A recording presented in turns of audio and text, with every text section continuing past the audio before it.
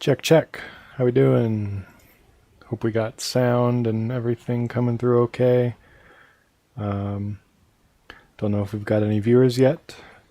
Maybe one, possibly. But yeah, I am here. I'm going to be working on some stuff for the new EP. Just a track I've been kind of building for the past few days.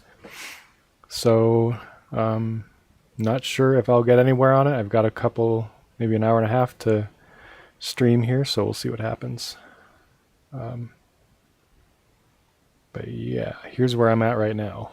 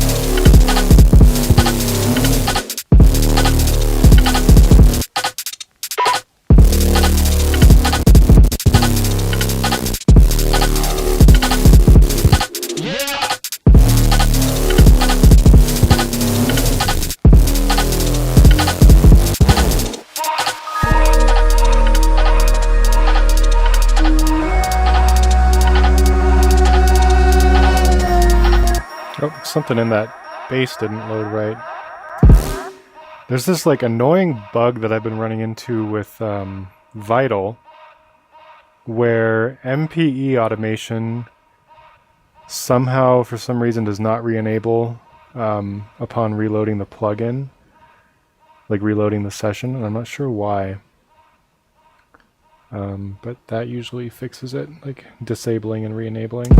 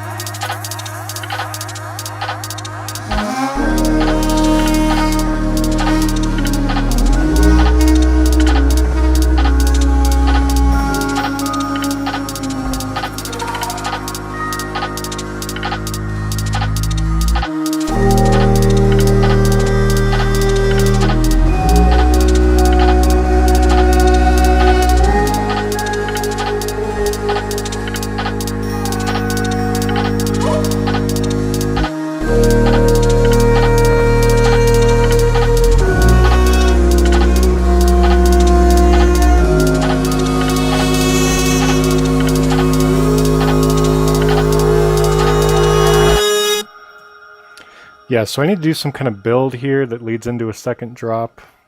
And I also need to do some organization. The project file's a little bit of a mess right now. So we can start with the organization, I guess. Normally when I organize these things, I kind of split them into a few different categories like drums, tonal stuff, texture, fills, and I usually keep the kick on a separate channel. Thanks, Injected Mushroom. Really trying to hit a good like cinematic sweet spot with this one. So normally I feel like I lean pretty heavy into one or the other. So I'm trying to really hone in on like a middle ground here. But yeah, I've got to sort these channels because this is just kind of a disaster here. Total mess. So let's see. Yeah, this can definitely go into the tonal section. This is definitely effects and fills. That as well.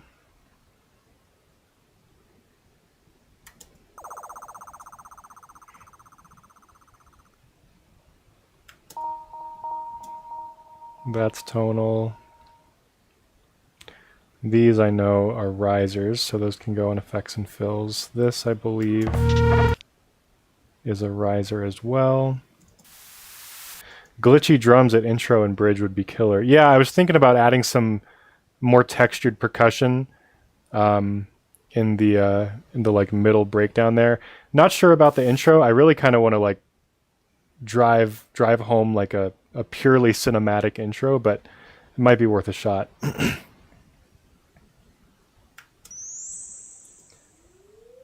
That is also part of the riser.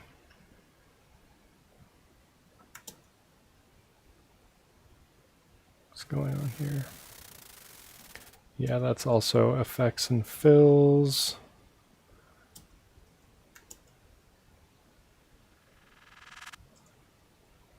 Also effects and fills. Sometimes I do a separate group for texture. It may be worth doing that for this one, but for now I'm just going to put them all in here.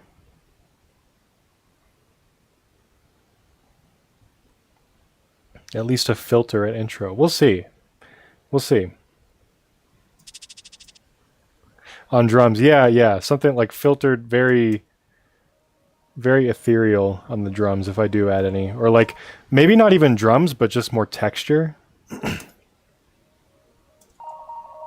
Because I want this to be the start of the album, most likely. So I know like I do have some drums come in, like some filtered drums come in here, leading into the drop. So maybe I could like hint at those a little bit earlier.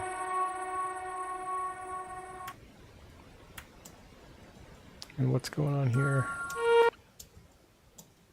Oh, nothing. There's... Oh no, it comes in. Yeah.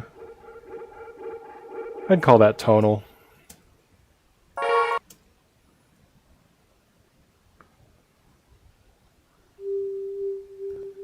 That's tonal.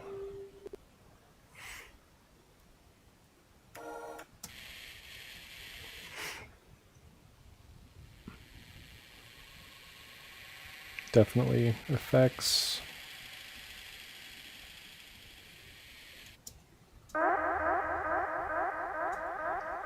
Kind of a gray area between tonal and fills. I'm just going to call that one a fill. These are definitely tonal. This, oh yeah, I usually do like a separate group called Junkyard, and that's usually just like all the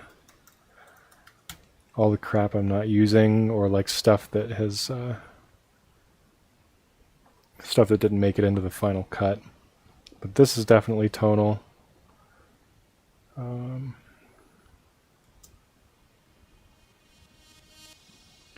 Also tonal. This is definitely tonal. Almost there. Call that drums.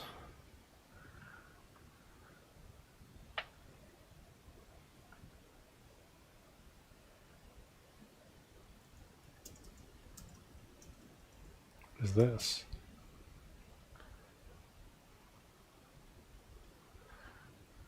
There's nothing's even there. I must not have used those for anything. Yeah. Am I sure about that? Oh wait, did I? Yeah, I must. What was I doing with these? Oh, like say I was trying to do some like stereo texture thing that didn't work out. That's definitely a riser. Let's put that in fills. That's drums. Cymbal designer, that's definitely drums.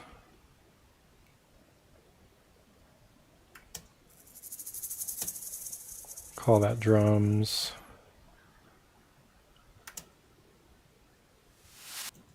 That's a fill. I guess it's like it's hard to draw the line between some of these categories because some of them function as you know, like somewhere in between. And then these are all just kind of junk, I think. Like I'm not actually using these for anything, so I'm gonna just move those into the junkyard for the time being, and yeah, shrink them. Whoops. Move them into the junkyard and then turn the junkyard group off. Okay, we'll make sure that we'll play it all back one more time and make sure I didn't screw anything up.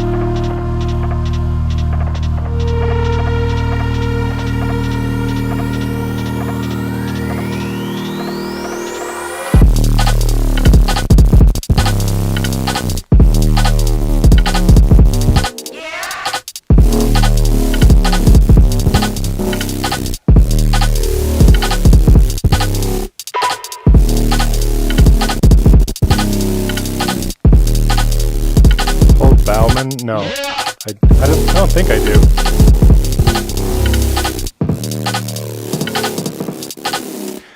Okay, so there's something bothering me about the kick there. It's like too stereo when it... Yeah, I think the reverb here, it's like a functional idea, but it needs to be mono reverb, so I'm just going to squash it to mono. Maybe tighten it up just a touch.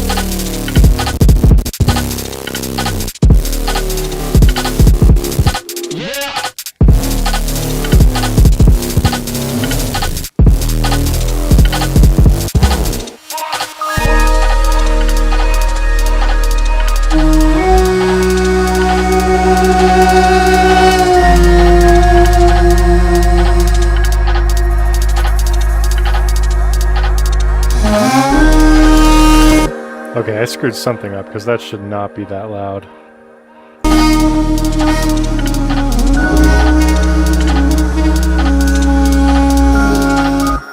Before I go any further, I'm just going to save this as a new thing. I think I'm on that.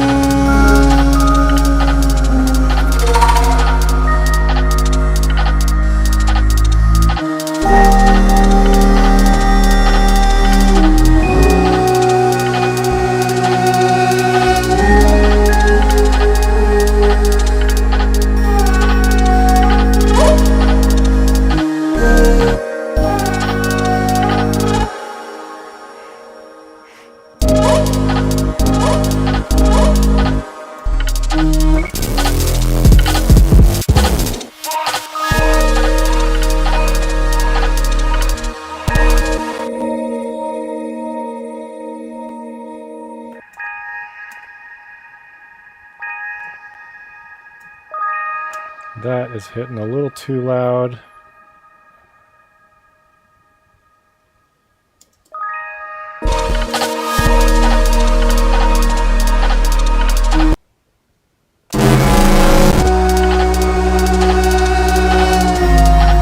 It's actually not a vocal flute combo, believe it or not. It's this instrument called a duduk, and it's from Armenia, I believe. But anyway, I found some samples on Splice, and they didn't match at all what I was trying to do, like melody-wise.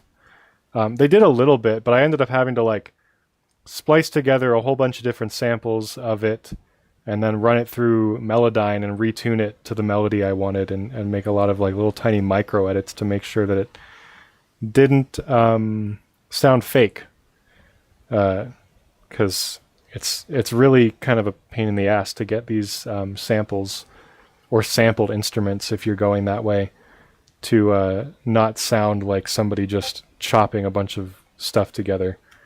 And I feel like I got it okay. Like I feel like it sounds pretty natural. And I used Vocal Synth too to get some like a kind of like an octave in there. And a little bit of distortion. It also sounds good on its own though, without the vocal synth added.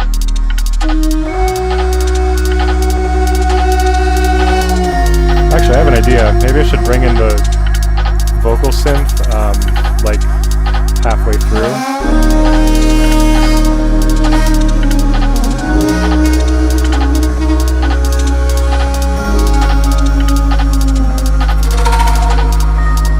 That's too loud too. Why does everything sound too loud? Maybe it's because I'm wearing headphones.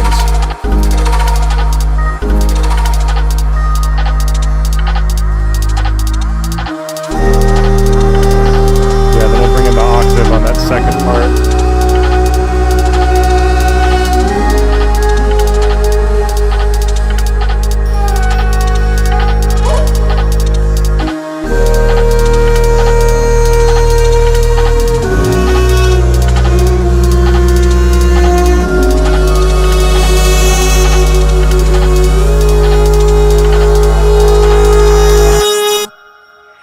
Need to extend the rest of this out a little bit.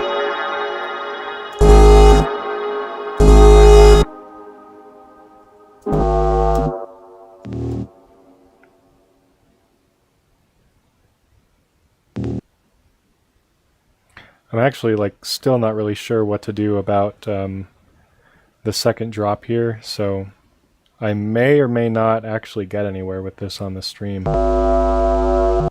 We'll see though. I will do my best.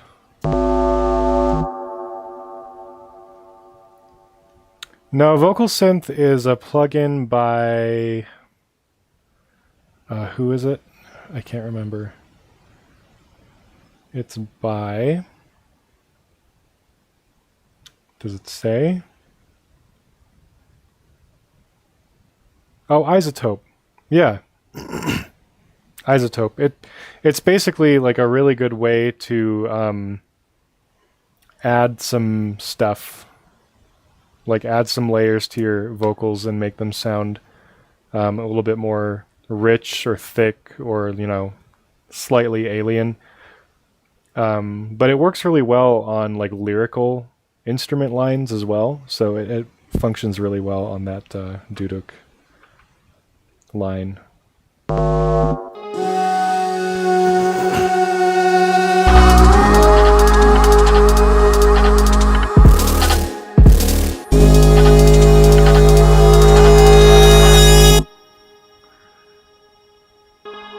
Yeah, I feel like here I might need to salvage one of those samples that I was using earlier to kind of generate some more ambience with it. So let's try...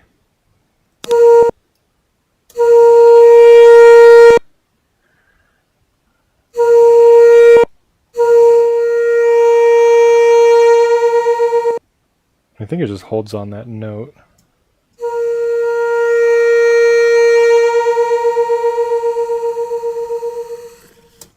Yeah, so we can shorten that. I'll actually label this because that's a good thing to do. Oh, and you know what? I can actually just put it right on here because that's already a print from Melodyne, so. But it might not match the timbre. It's a really expressive instrument that has like a lot of different tones it can hit. So I picked a sample that ended on this like really sharp, shrill tone. So dropping back to a... Yeah, I do have some stuff out. On Spotify, I've got stuff. If you search my name, which... Come on. Damn. There we go, yeah. Anjale. This is me. I did an EP with Andrew Huang recently called Labyrinth, mostly like IDM stuff. I got this EP called Boundary Test with my good friend Billy Marasso. He's more of like a hardware guy, so we took some of his hardware sketches and did some nice like breakbeat garage adjacent stuff. Prismatic, this one's mostly like dubstep, like 140 kind of thing, some drum and bass, more dubstep. Yeah, mostly just like modern bass music kind of thing, and like a little bit of IDM in there as well. I've been making music a really long time, so I've been through a lot of different styles and things over time. Lately I've just been really into bass music, but honestly I've done like pretty much everything that I can, I've made most electronic styles that I can think of at some point, because that's kind of like how I try to internalize music when I hear it.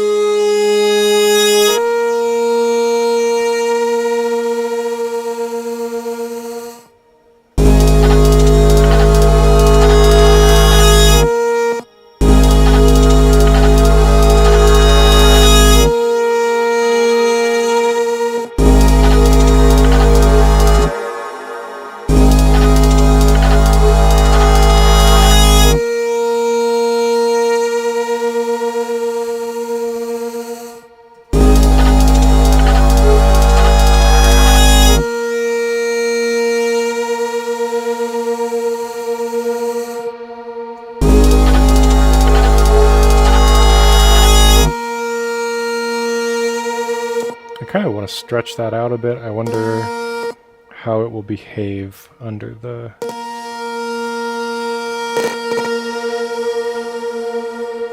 stretching algorithms. Seems to do okay.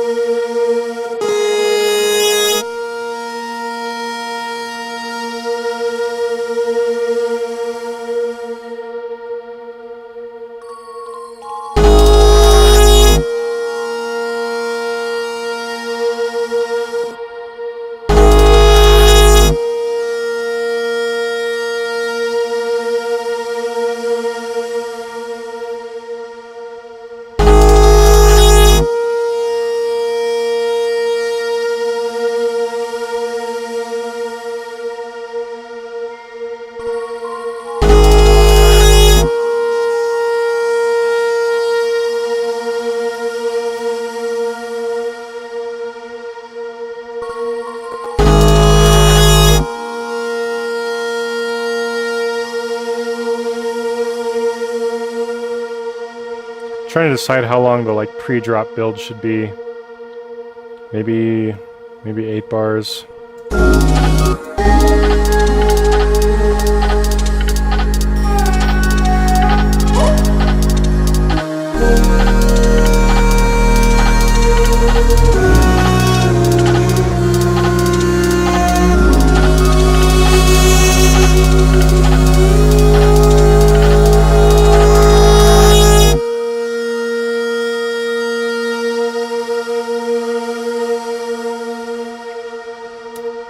Actually, no, I think 4 bars is good. Because, like, then this will kind of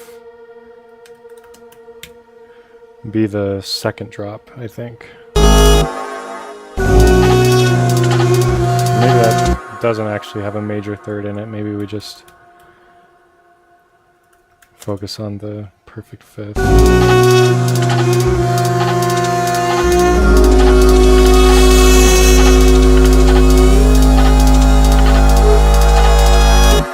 And then this bass, maybe we extend that out a little bit and have the note drop back.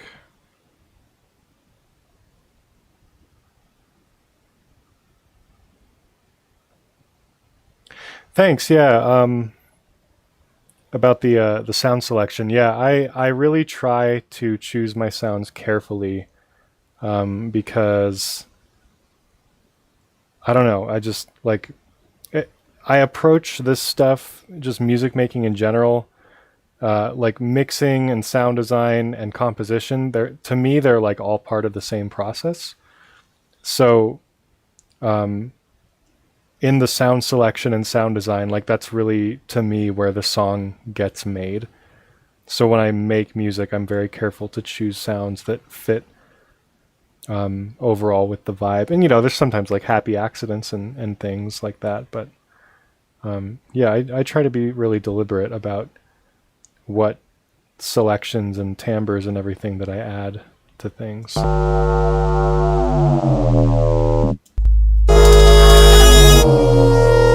And I rarely use presets. I mostly try to build things from scratch. Yeah, I do teach lessons in this stuff also for anybody watching. If you're interested in sitting down with me and asking questions, picking my brain, or just having me look through one of your mixes or a track or something, or just give you some like walk through making a patch from scratch, or if you've got like a sound from a certain track that you're looking to recreate. I do this stuff. I do lessons in this stuff, so feel free to hit me up.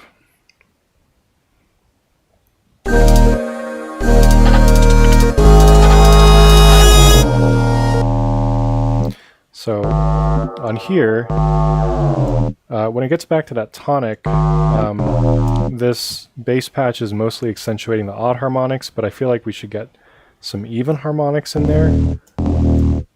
Because when you play odd harmonics really low, it actually kind of starts to lose its sense of tonality. It almost like, it can sound like two notes at once, or like it can almost start to sound dissonant.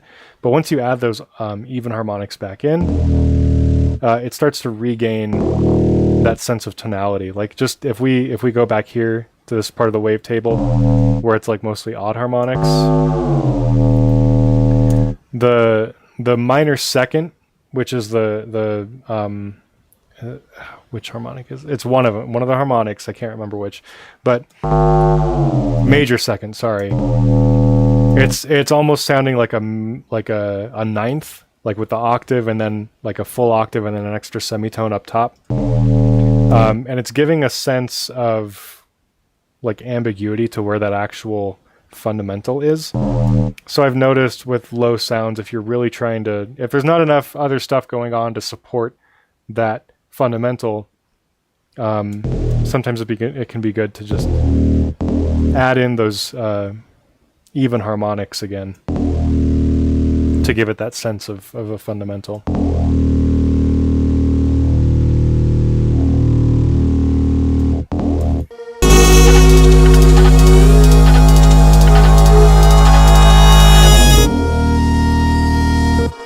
that to be a snappier bend as well. It's a little too bendy for my taste right now. Then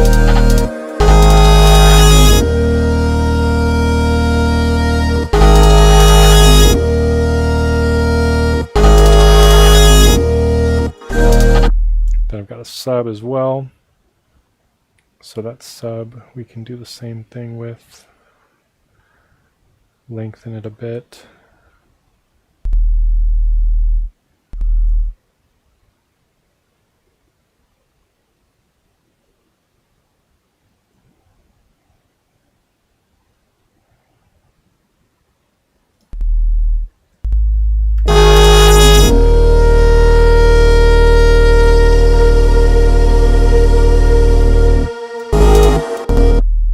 And maybe for that sub, we just kind of drop it out as the build advances.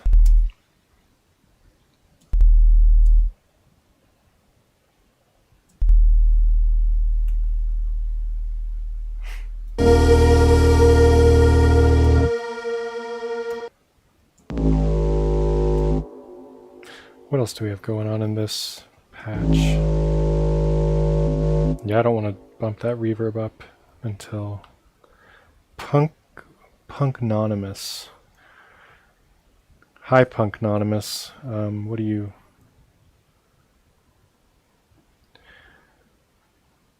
Do you have a message, or are you just Punknonymous?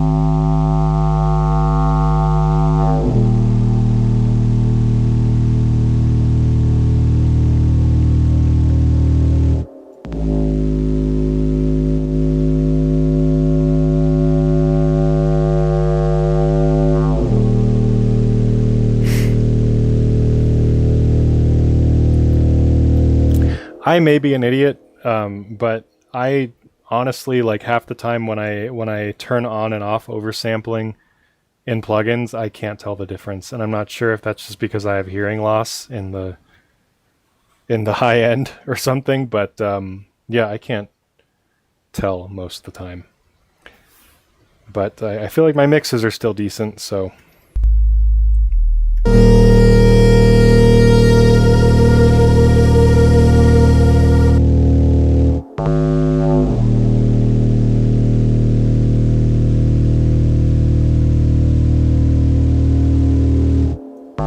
And I'm going to let some more of these highs in on the reverb.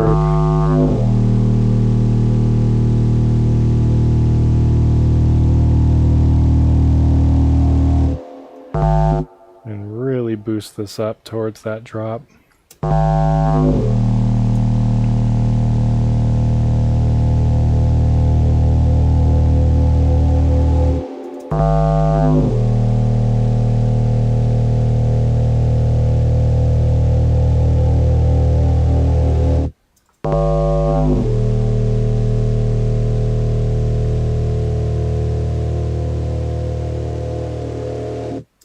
Hey, what's up, Haphazard?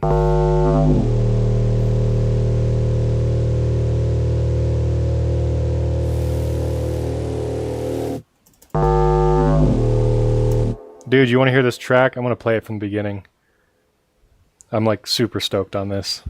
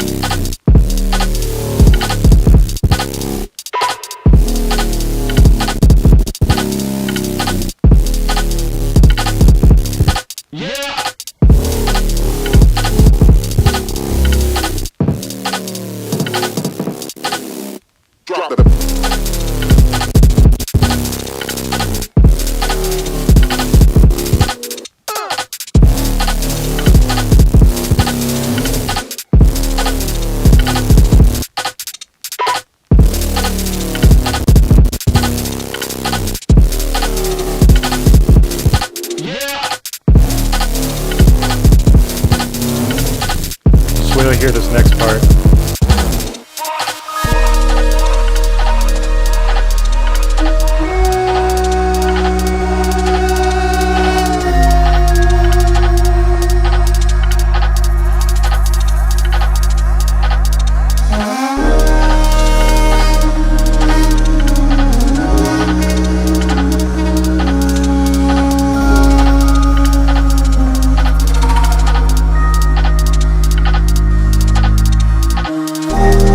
Oh shit, Ableton's coming through the stream twice?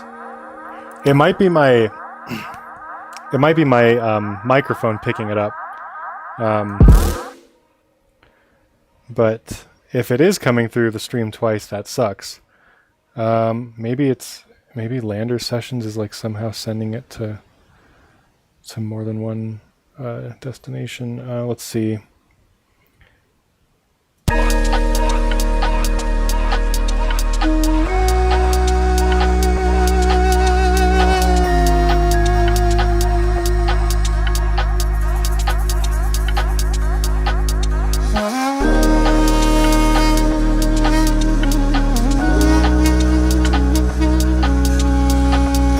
There is no delay on the drums, so that shouldn't be it.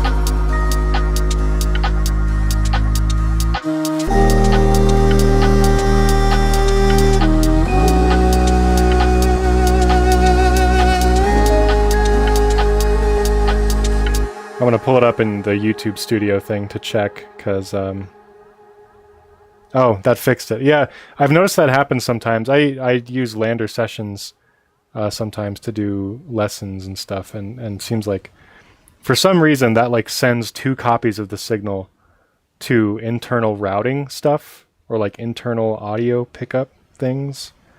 Whatever.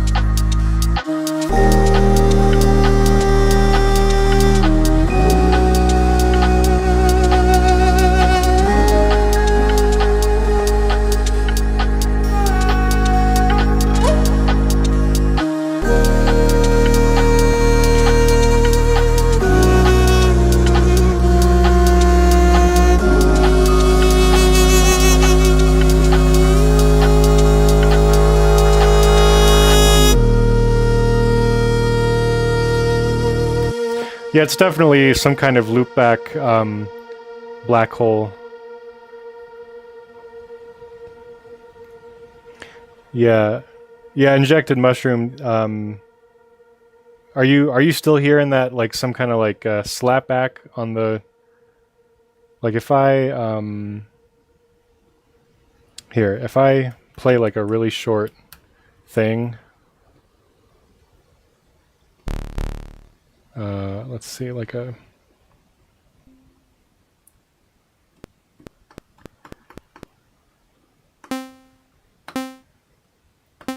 Do you hear 1 pluck or 2?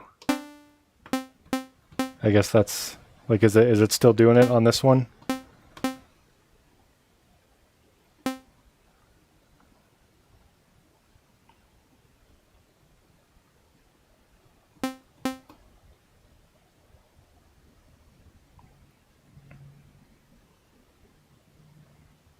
No, I did not do slapback delay on purpose. That must have been an audio route, some like audio routing thing that went wrong.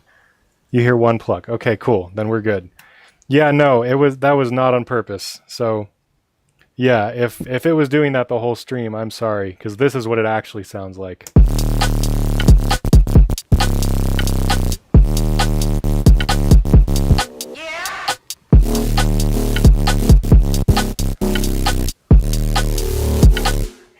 Yeah, so now I gotta figure out this build.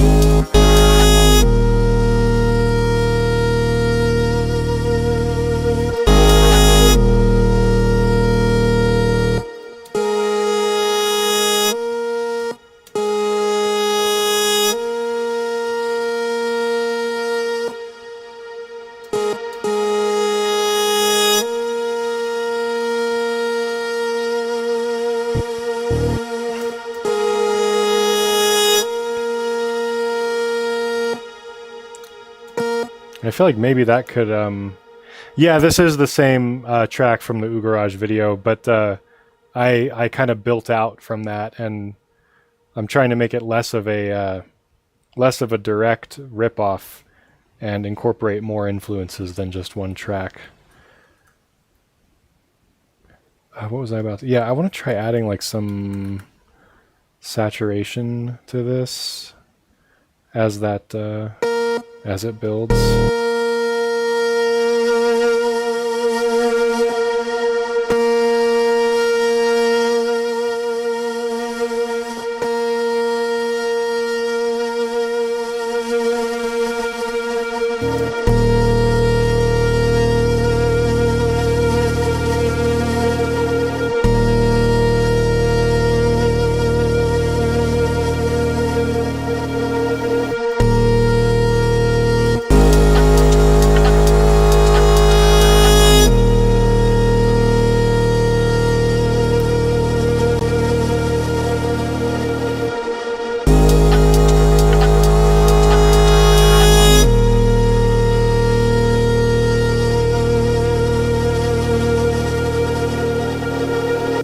I think I've heard Cloud Nun's song with Skybreak. I'm pretty sure I have anyway.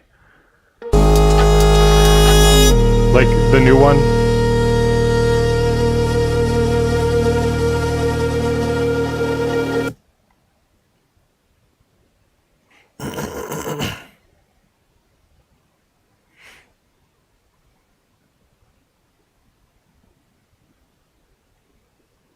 Damn, yeah, I guess my stream was just kind of messed up for a little bit. That sucks. Oh well, live and learn. I'm still getting used to this streaming thing.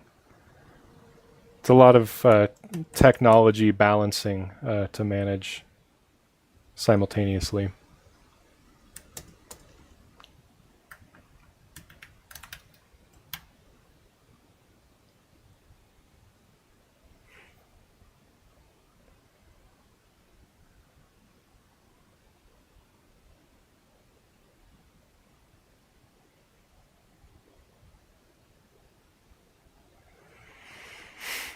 Oh, come on. Don't freeze on me now.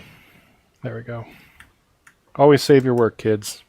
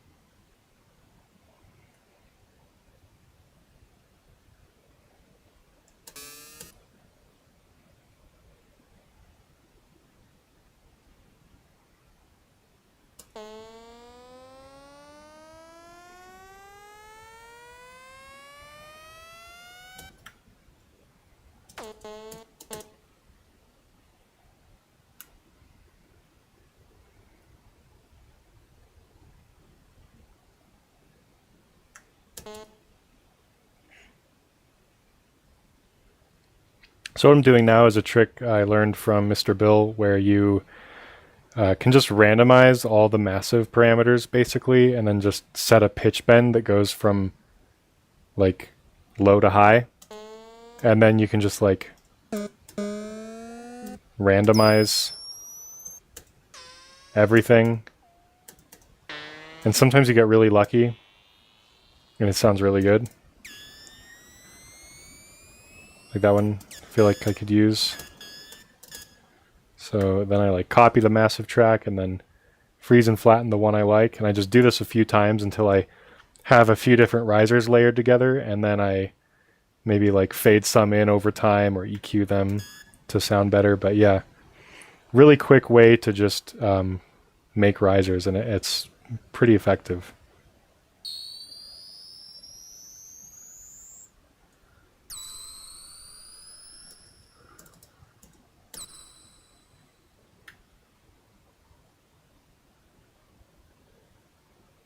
This is actually like the only thing I use Massive for.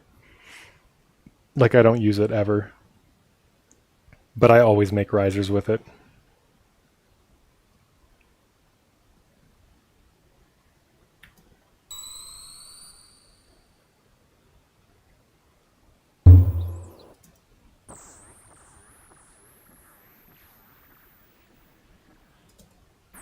I like that one.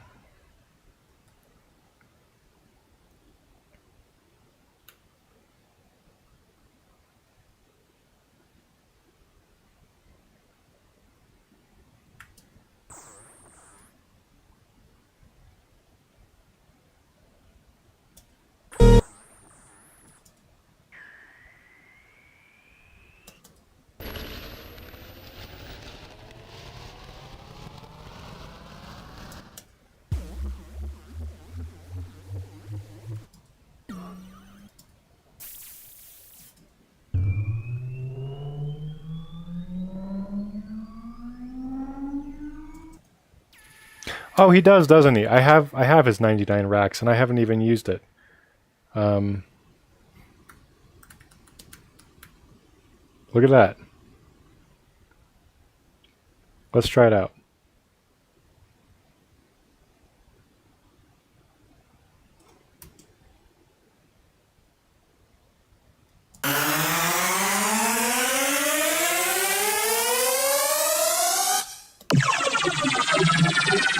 Damn.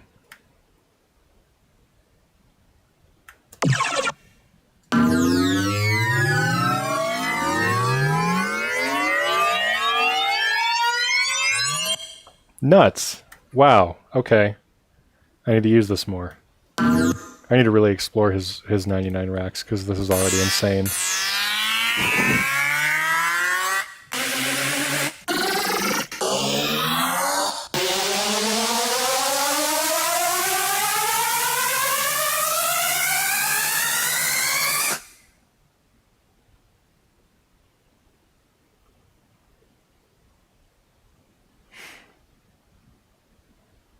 Yeah, okay, so let's just freeze and flatten all of these. And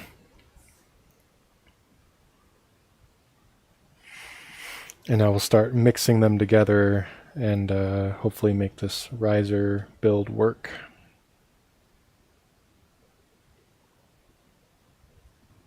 Let's try this with it because these look pretty loud, so let's try it without them first.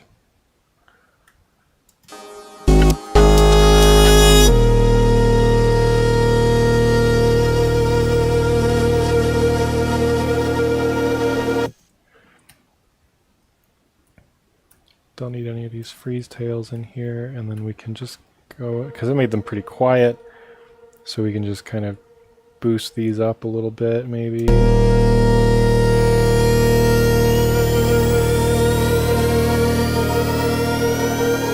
I really like the massive risers because I feel like they're not intrusive. Like, they're always, like, whenever I randomize it, I always end up with these, like, really thin, putting a ton of pitch shifters in a row and snap heap and then assigning them to a macro. Yeah, God, I need to mess with snap heap. I'm really sleeping on the kilohertz stuff. Yeah, but, yeah, I like these massive risers because they're like really thin, right? So they don't actually collide with a lot of the melodic or low frequency or mid frequency stuff even that's happening in the track. They just put this like really nice airy, like thin, crispy, and textured riser on the top. And I feel like it's really effective. Now let's see if I can incorporate some of these too. These need to be brought way the heck down.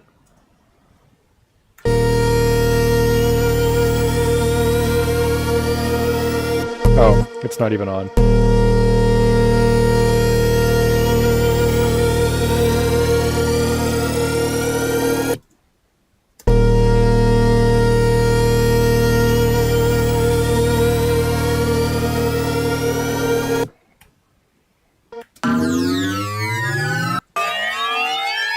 Maybe just the end of this one.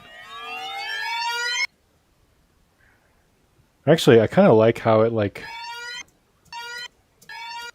all converges on a single tone there. So what if we...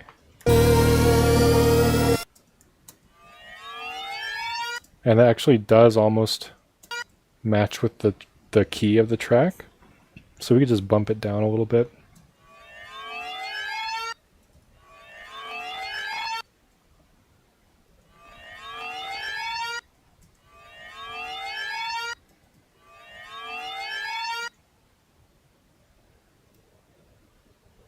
Also has a track or a rack called Build Up. Okay, I'll check that one out too.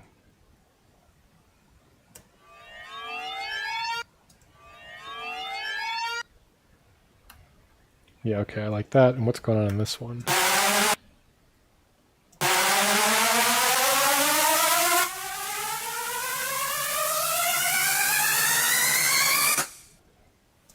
I want this one to match the key also.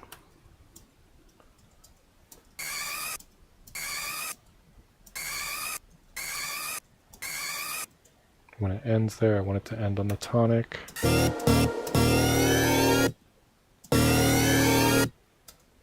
Yeah, okay. I feel like that's effective. Let's play it back from...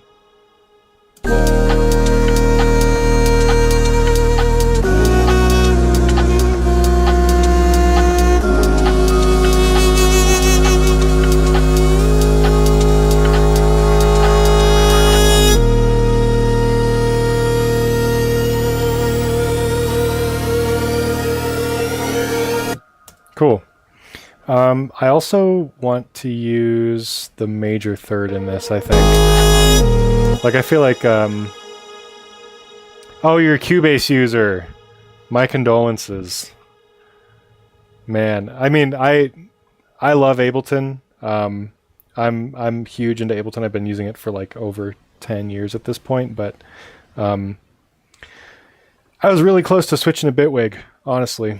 Like, I was so close, but I found out that in Bitwig, like, see how in Ableton, this is the one feature that Bitwig doesn't have that just pissed me off, and I feel like they should add it because people have been asking for it for years. Like, there are 10-year-old feature requests. Let me show you. This is the stupidest thing that you can't do in Bitwig that I feel like every DAW, every modern DAW can do this. So notice how, actually let's find something more tonal, maybe like, probably a snare would be easy to demonstrate on.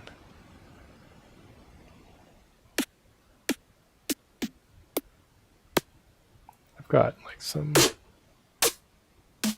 There, that's a perfect thing to demonstrate this on. Okay, so you know how in Ableton, if I have the warping off, so I'm not actually doing any stretching algorithms on this, I can bump it down by semitone just by like using arrow keys or turning this knob and it snaps to semitones. You can't do that in Bitwig. If you want to pitch shift something down, you have to time stretch it. If you're going to do it by semitones, you can do it like more elastically, like you can just change the tempo of it and change it continuously, but it won't snap to semitones. So like if you're trying to, like, let's say I just want to bump that up 2 semitones to make it fit the key of my track, I have to load it into a sampler. If I want to do this without time stretching it, I have to load it into a sampler and make sure that it triggers the whole, like the envelope holds down the whole sample when I play it, and then play the right key. And then like if I want to do anything further to that, like if I want to mangle that audio directly, then I have to like bounce in place. Unless I just, yeah. So like there's no way to do that without time stretching or loading it into a sampler to do it. Like if you don't want to time stretch, it's just, people have been requesting it for years and they haven't implemented that feature, and I'm not sure why. But that was my deal breaker. I was 95% convinced about switching to Bitwig. I had been using it for like 2 weeks and I was like, I think it's time to try to make a track in Bitwig. And I was about to, and then I I was finally trying to like mess around with some stuff on the timeline, and I realized you couldn't do literally the most simple operation to audio on a timeline with a playhead. You couldn't just slow it down by semitone. Like, come on. So yeah, that was my deal breaker, and here I am back in Ableton. So they almost got me. It was close.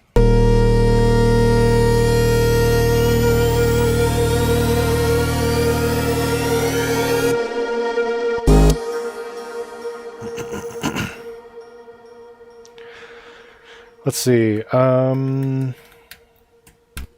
I don't want that. I want... Nope, I did not want that. I want a wavetable.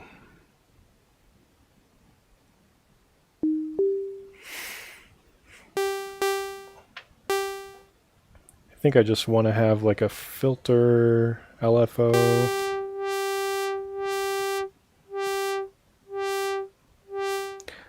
But yeah, other than that, Bitwig is actually awesome. Like, it's an awesome DAW. It's insane. I still want to try to incorporate it into my workflow, but until they fix that one feature, it's not going to be my main.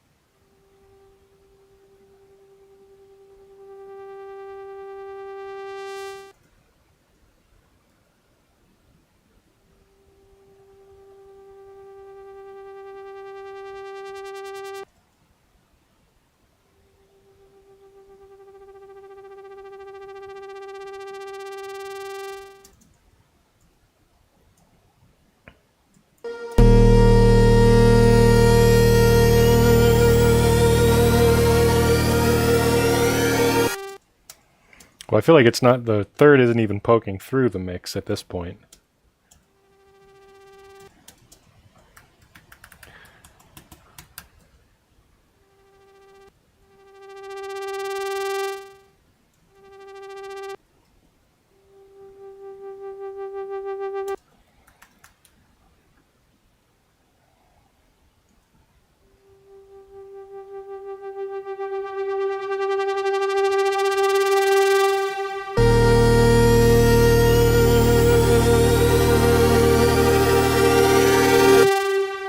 But maybe. What if it happens a little earlier, and then maybe have it hold out a little longer.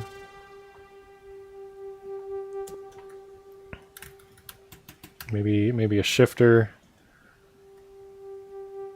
towards the end.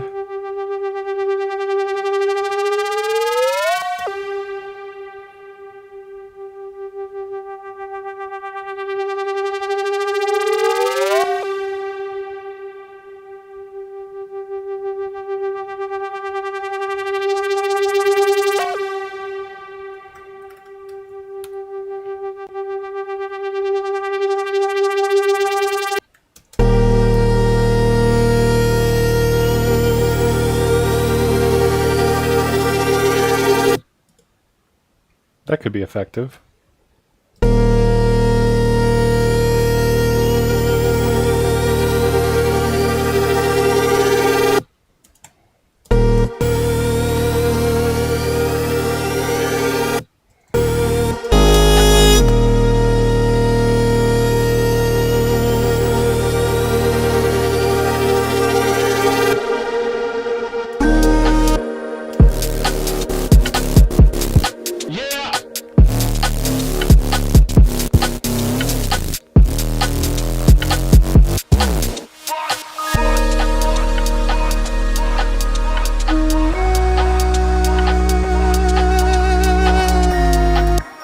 Something about that Duduk sample, Duduk line is like, I feel like it's too mono. I wonder if I could widen it up a little bit.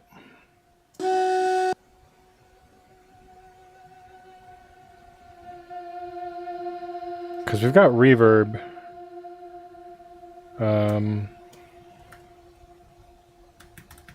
going to use another Valhalla Room reverb, but just a really short one.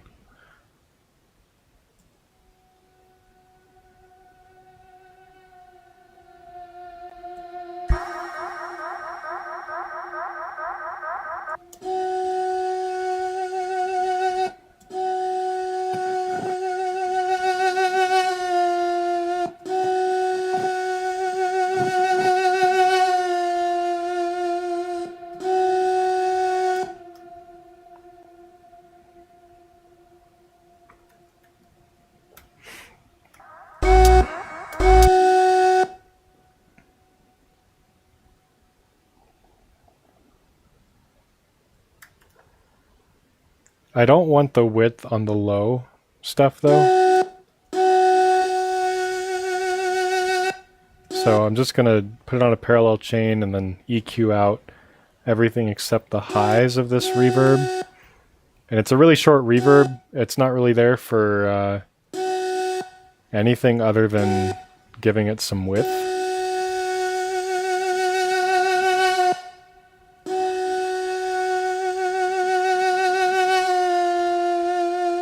Yeah, so now without that and width, it's very subtle, but it is there.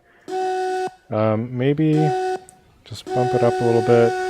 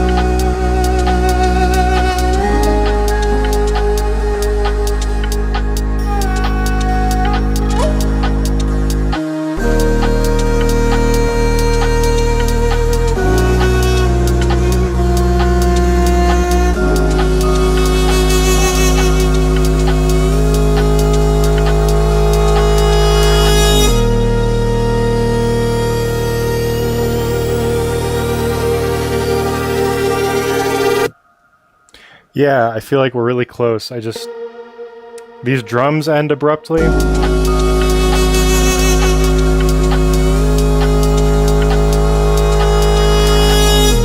feel like there needs to be some other kind of like rhythmic element to keep the energy going throughout that riser. So let's see. I mean, an obvious one would be like a... Is that even doing anything? Or did I... Oh, I automated out the volume. Oh, I remember what that was. That's not actually... That's tonal. That's not drums. That is a tonal element. You're in the wrong group. I wish Ableton would fix this thing where you have to like hold it down and just like wait a million years for it to scroll down for you. There we go. I want that in tonal because that is a tonal element.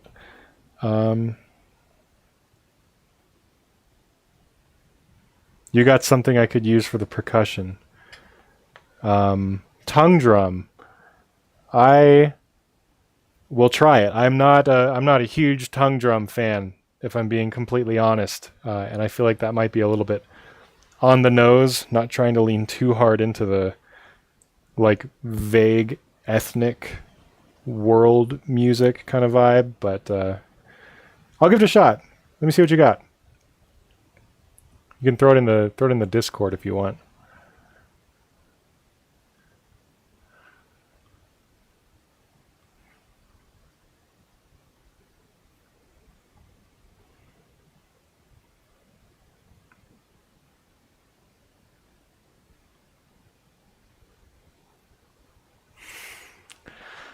But what else could it be? Let's see.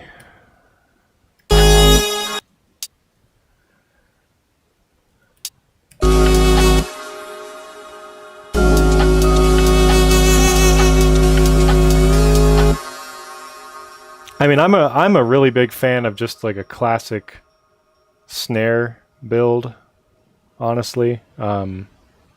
Or I have some stuff that I've done before in tracks for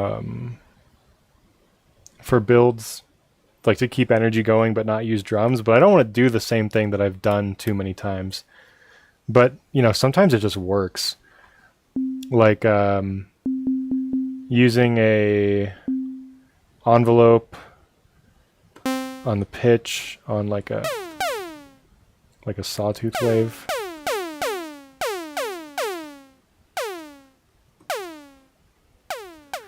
It kind of sucks out of context. Okay. All good, dude. But yeah, I really like to do like I've almost kind of relied on it too much, but I'm a big fan of like this kind of thing. Like if I put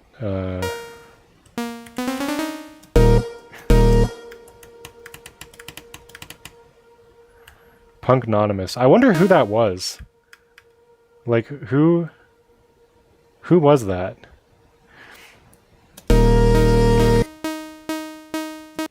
I know I remember there was some weird thing with this, like, I think there's a YouTube channel called Synthpunk, and I'm wondering if that is who that was. And for some reason they were like, I actually don't know. I don't quote me on this. They were like mad at Andrew Huang for some reason, and they kept like spamming or spamming comments on his stuff. And I'm wondering if that's who it was, because like we did a collab. So I don't know. Whatever. I don't have anything to say about weird internet beefs. All right, dude. Peace. Take it easy, man. Thanks for hanging.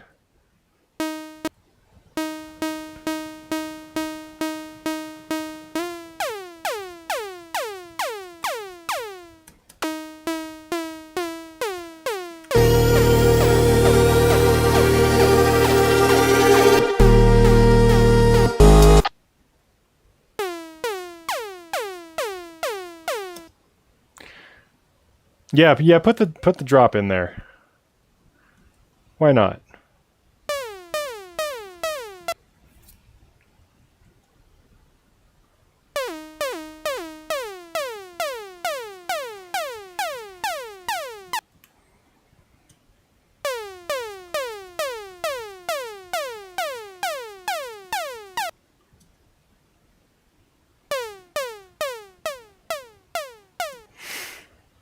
But yeah, this is something I've done in the past to get like a sense of motion, like still moving when the drums drop out.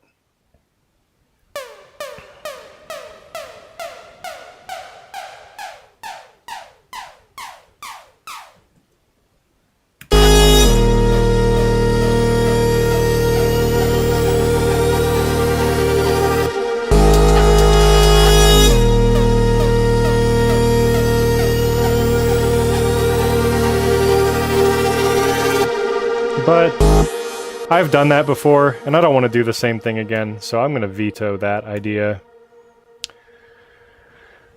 And see what else. Oh, what if it was like maybe like a drum break or something? What's up, Alvin?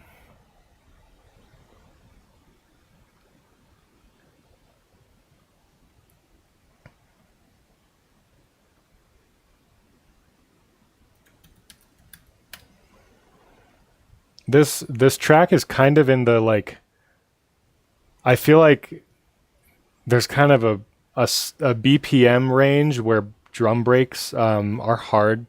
They're like a hard sell at certain BPMs. Like the faster you go, the easier it gets.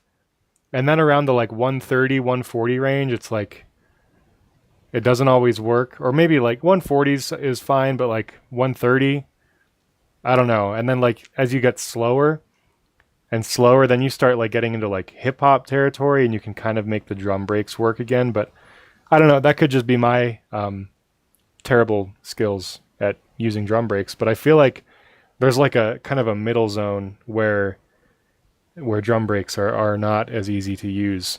They're not as easy to make fit. I thought I had some drum breaks in my library, and I'm not sure. Oh, wait. What if I just go to all? Yeah, let's just see what's in here. Sometimes they're garbage.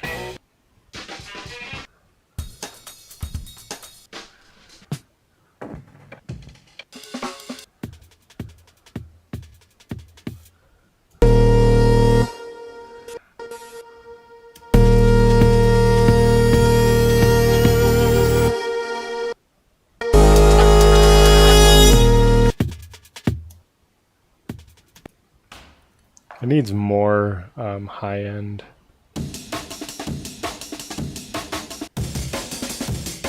What is this, like a bunch of variations of the Amen, I think?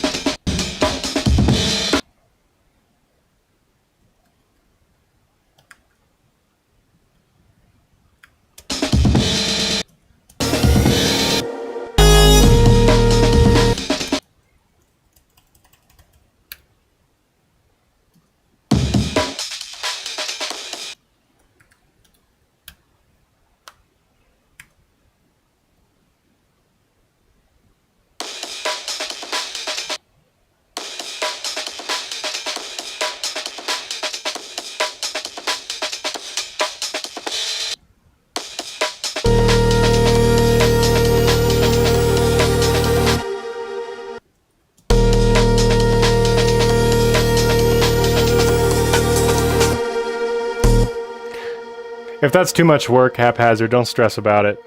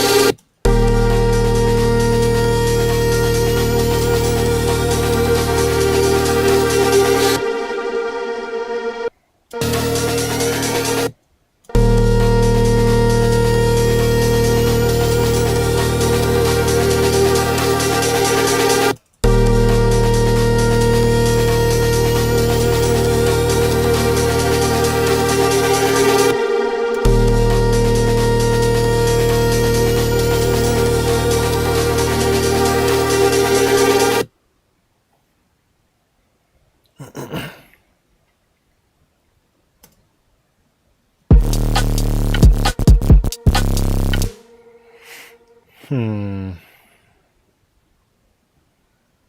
I'm going to play it back again from the beginning because I'm not sure what else to do before the drop.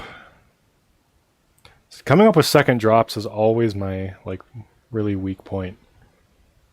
At least it feels that way when I'm producing.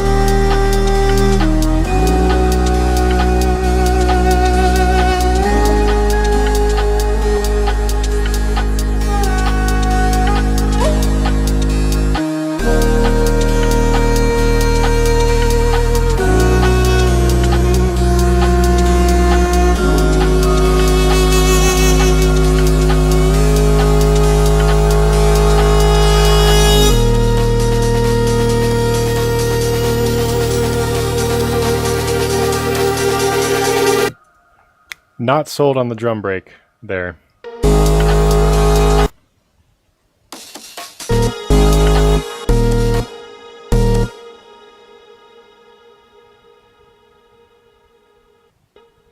Nope, I don't like it. Well, I'll keep it, but I'm gonna put it in the junkyard because I'm not about it right now, but who knows? Could come in handy.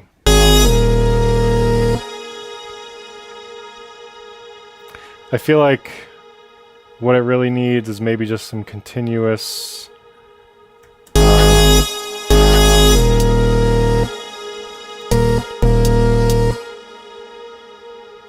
maybe not that, or maybe, oh come on, no. Yeah, I generally do write my music linearly, because I don't know. Like I've tried doing more broad strokes arrangement and writing, and I feel like it just kind of leads to me using the same sounds throughout the whole track, and it doesn't work for me. It did work for a really long time, but I was really looking for um I was trying to like get out of my kind of like just build one element on top of the other kind of thing. Like working non-linearly works really well, I believe, for things like techno, more abstract stuff, but when I'm like trying to really dial in like the harmony and the melodies and like make everything tell a story, I feel like I have to complete, like I have to have a full picture of what just happened in the story in order to write the next part of the story. So yeah, it I think working this way has made my writing tighter, and more intentional, compared to when I would kind of arrange overall broad strokes kind of stuff. So yeah, I generally work from start to finish. However, with this track, I made this drop first, and then I scooted the drop over, and then I wrote this intro section.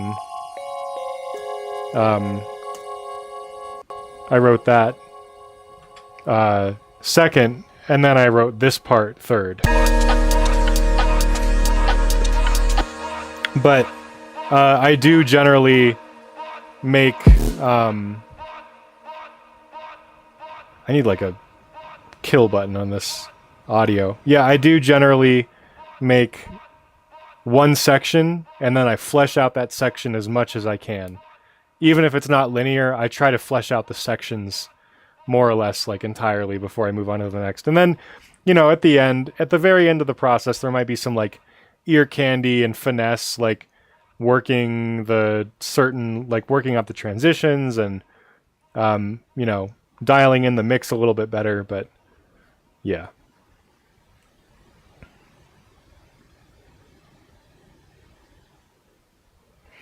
I also think that Duduk sample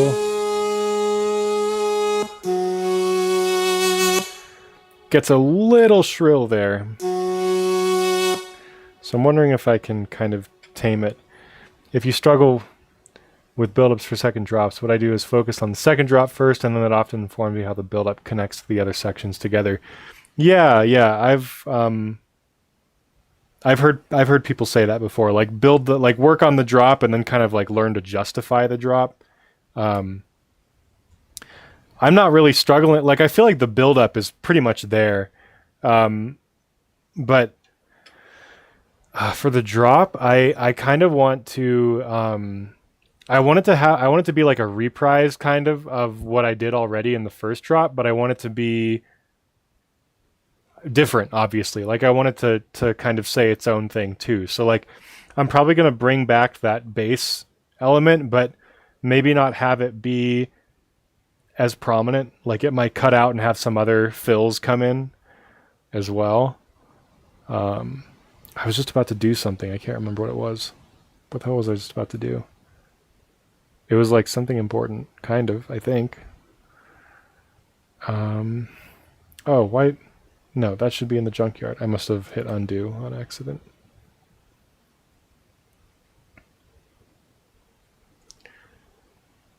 Yeah, oh, I remember what I was going to do. The Duduk line, it needs to be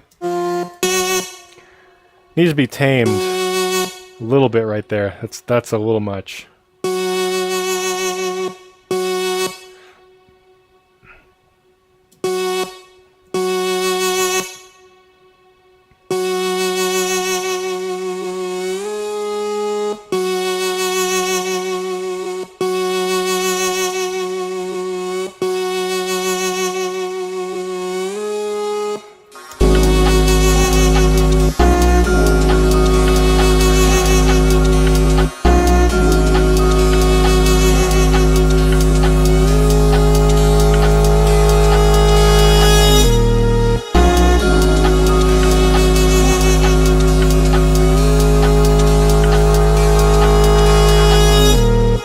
I don't have a dynamic EQ, so I'm doing this by hand.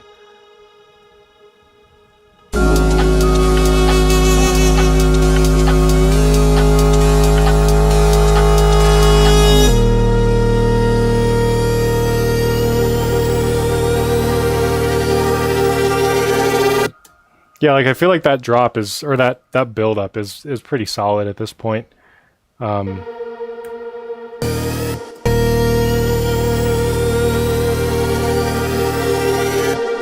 Maybe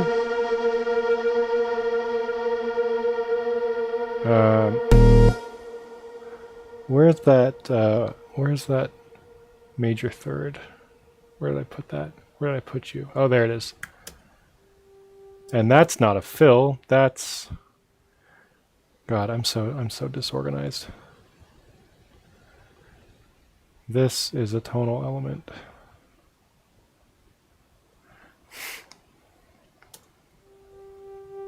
I want to have that maybe not do so much of that like shepherd filter kind of thing.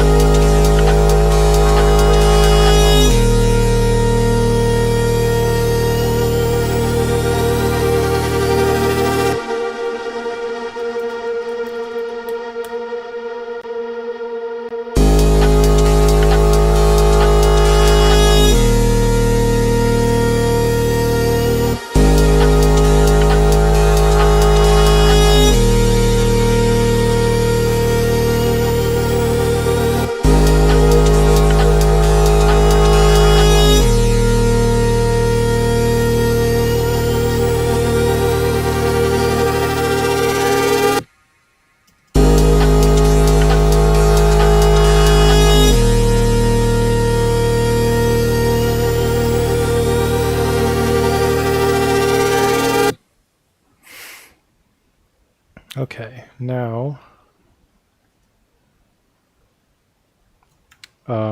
it's 7, so I've got to go, actually. But yeah, probably how I'll continue this is copy over the drop and start trying to make some adjustments. But yeah, I gotta get off here now. So thanks everyone who came and hung out with me and watched me work and watched me play the same part of the track over and over again.